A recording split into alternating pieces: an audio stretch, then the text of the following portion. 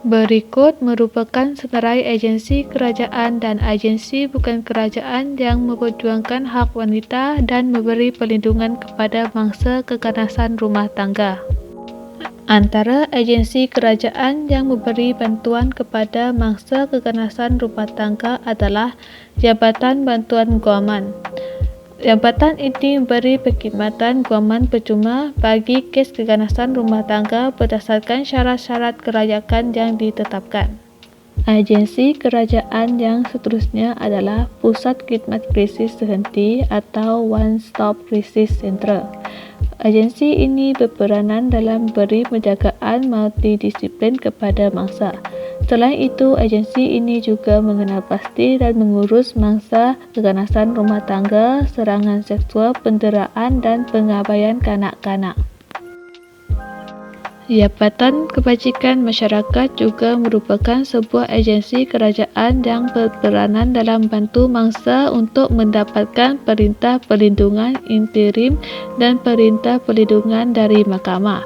Selain itu, agensi ini juga menyediakan tempat perlindungan dan memberi khidmat kaunseling serta memberi khidmat nasihat dan bimbingan kepada mangsa. Selain itu, terdapat juga agensi bukan kerajaan yang memperjuangkan hak wanita dan memberi perlindungan kepada mangsa keganasan rumah tangga. Antaranya adalah Pertubuhan Pertolongan Wanita atau lebih dikenali sebagai WAO.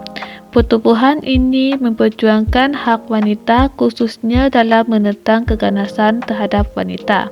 Selain itu, agensi ini juga memberi perkhidmatan perlindungan sementara kepada wanita dan kanak-kanak. Agensi bukan kerajaan yang seterusnya adalah Pusat Perubahan Wanita atau lebih dikenali sebagai WCC. Agensi ini berperanan dalam menghapuskan keganasan terhadap wanita dan kanak-kanak serta memberdayakan wanita dan kanak-kanak. Selain itu, agensi ini juga menggalakkan kesaksamaan gender dan keadilan sosial. All Women Action Society atau lebih dikenali sebagai AWAM juga merupakan sebuah pertubuhan bukan kerajaan yang menjamin hak wanita dan mewujudkan hak kesamarataan gender serta menyokongkan wanita yang berada dalam krisis. Seterusnya, faktor-faktor yang boleh membawa kepada keganasan rumah tangga. Faktor yang pertama adalah faktor struktur sosial. Struktur sosial merupakan salah satu faktor utama yang membawa kepada keganasan rumah tangga, di mana pasangan yang berkahwin pada usia muda lebih kerap menjadi penganiaya berbanding individu yang lebih tua. Selain itu, struktur ekonomi juga merupakan faktor yang menyumbang kepada keganasan rumah tangga, di mana pergaduhan di antara pasangan kerap berlaku sekiranya keluarga tersebut mempunyai tahap sosial ekonomi yang rendah. Faktor yang kedua pula adalah penerimaan budaya, di mana terdapat sesetengah individu yang menganggap bentuk kekerasan adalah sebagai norma, di mana mereka menganggap kekerasan adalah suatu yang norma dan merupakan kaedah untuk mendisiplinkan isteri dan anak mereka dengan memukul mereka. Kekerasan yang dilakukan sebagai norma dan menjadi budaya yang diterima dalam keluarga juga masyarakat. Faktor yang ketiga adalah tabiat buruk dan penyalahgunaan bahan terlarang. Sekiranya pasangan tersebut, khususnya lelaki, di bawah pengaruh penyalahgunaan bahan terlarang seperti dadah dan alkohol, maka perlakuan keganasan rumah tangga akan berlaku dengan lebih serius.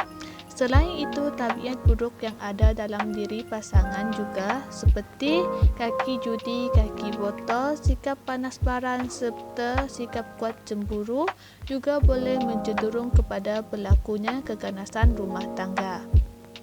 Selain itu, terdapat juga faktor-faktor lain yang boleh membawa kepada keganasan rumah tangga.